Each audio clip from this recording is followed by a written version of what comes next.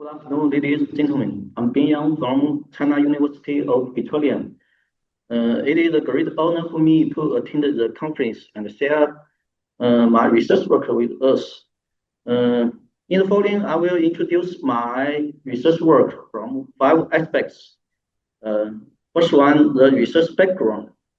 With the rapid change of quality data raising of resources and adjustment of the resource structure, the first vessels are developing gradually to the extreme direction of super large diameter and super large wall thickness. And for example, in a nuclear power field, the largest diameter of the CP1400 steel container is as large as 43 meters. And in the petrochemical field, the largest reactor thickness is as large as 352 millimeters. So for the large-scale vessels, more significant constraint effects result in larger welding use stress meanwhile, multi-layer and multi-pass welding with the complex thermal cycles gives rise to a more heterogeneous microstructure. So in this case, on the one hand, PWHT, post-weld heat treatment, specifically requires greater material ductility in order to accommodate the release of larger residual stress. On the other hand, non-uniform microstructure often results in the formation of coarse grains, which in turn leads to poor ductility. When this conflict is inevitable, that is, the ductility consumption generated during the stress relief process exceeds the ductility capability. It can lead to reheat correction, which may occur during the switch or even during the PWT itself. Therefore, a thorough investigation into the mechanisms of heat correction is essential to guard and optimize the heat treatment process effectively. However, most studies focus on microstructure evolution and intrinsic embrittlement, largely overlooking macroscopic residual stress as the correct stressing force. Meanwhile, simulations amplify residual stress, but typically assume a homogeneous microstructure, neglecting local heterogeneity and property disparity in various joints. So to summarize, a comprehensive understanding demand, linking residual stress reduction with ductility. So in order to study the ductility in detail, and the microstructure and mechanical heterogeneity was studied firstly. In our study, 6-section 2.25 chromium monomer and 0.25 vacuum weld joints is used, and in both isolated and post-weld heat treatment conditions, the microstructure was characterized in detail using optical microscope and scanning electron microscope.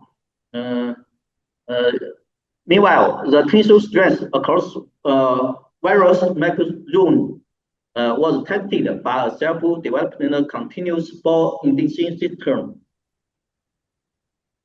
So the comparison of the overall weld feed morphology before and after PWHT is shown on the slide, and it is found that in the condition of the welded, that is before PWHT, the individual weld layers are clearly distinguishable as distinct, alternating light and dark bands, with each layer exhibiting a different microstructure. However, for the For the after PWST condition, the distinct light and dark contrast between layers has disappeared, even though the underlying microstructure remains complex. The morphs in subzones in the white image before and after PWST are further compared with each other. As shown on the slide, it is found that following heat treatment, the grain size was reduced across all subzones, and the grain boundary became more distinct. And as for the precipities, it is found that a large number of coast precipitates are located at the grain boundary in the as valid state. However, after heat treatment, these precipitates exhibited a significant reduction in both size and quantity, along with a more uniform distribution within the grains. And finally, it is the comparison of the mechanical properties in subzone before and after PWST. As shown on the left side on the slide, it is found that in the as valid stage, all curves, both the load dependence curve and the stress strain curve, are highly scattered across different subzones. That is a significant strength mismatch exists between the different zones. However, after post-water heat treatment, this mismatch is reduced, and this reduction becomes more pronounced with increased temperature, leading to a more uniform property distribution. So let's move on to the third part, the residual stress evolution mechanism. In order to better characterize the variation in temperature and stress, hyperbolic thin creep model incorporating an Arrhenius term is adopted to simulate stress relaxing process during heat treatment, including the heating, cooling, and cooling.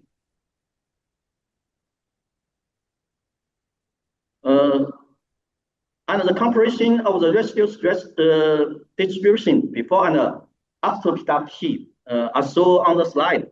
It is found that during the PWT process, residual stress and creep strength are highly concentrated at the inner surface of the weld, and following the heat treatment, despite the overall stress relief, residual stress exhibits a significant non-uniform distribution along the thickness direction.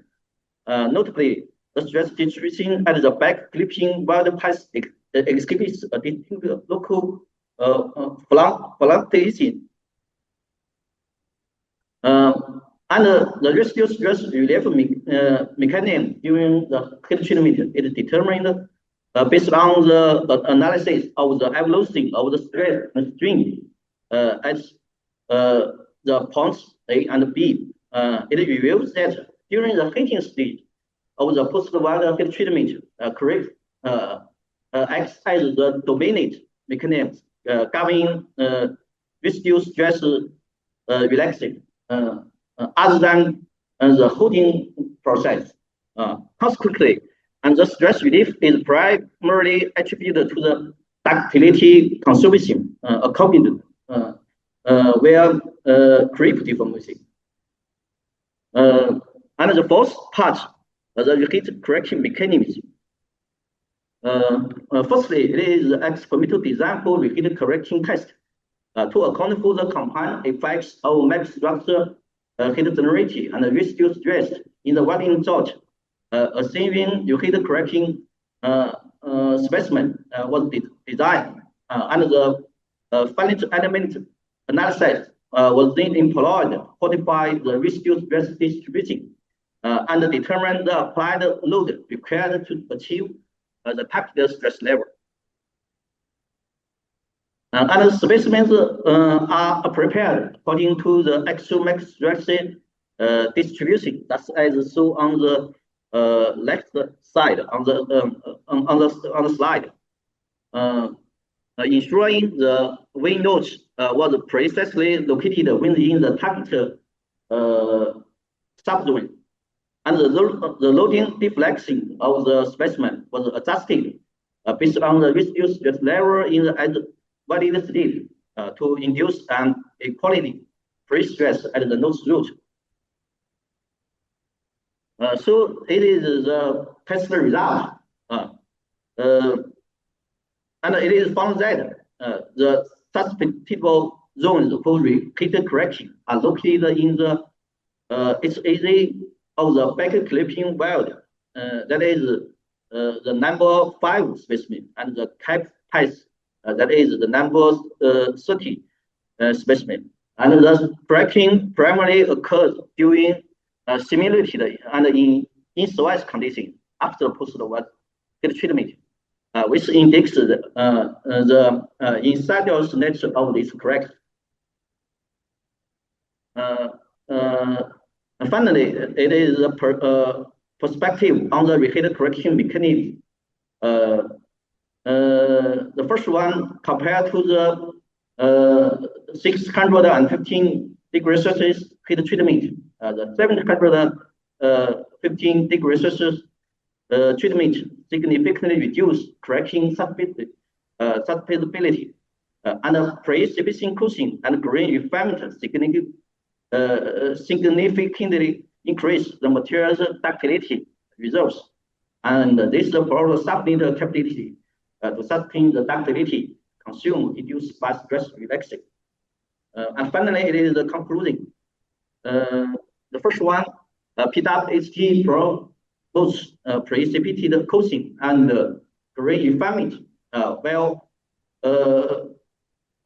which significantly enhances the material ductility reserve and improves local deformation compatibility. The second one, residual stress relief primarily occurs during the heating stage, acting as a stress reaction process dominated by the correct mechanism and accompanied by inevitable ductility consumption. And the third one, reheat correction is induced in susceptibility zones when accompanied ductility exhaustion exceeds the critical capability, whereas increasing the PWHT temperature effectively inhibits that breaking.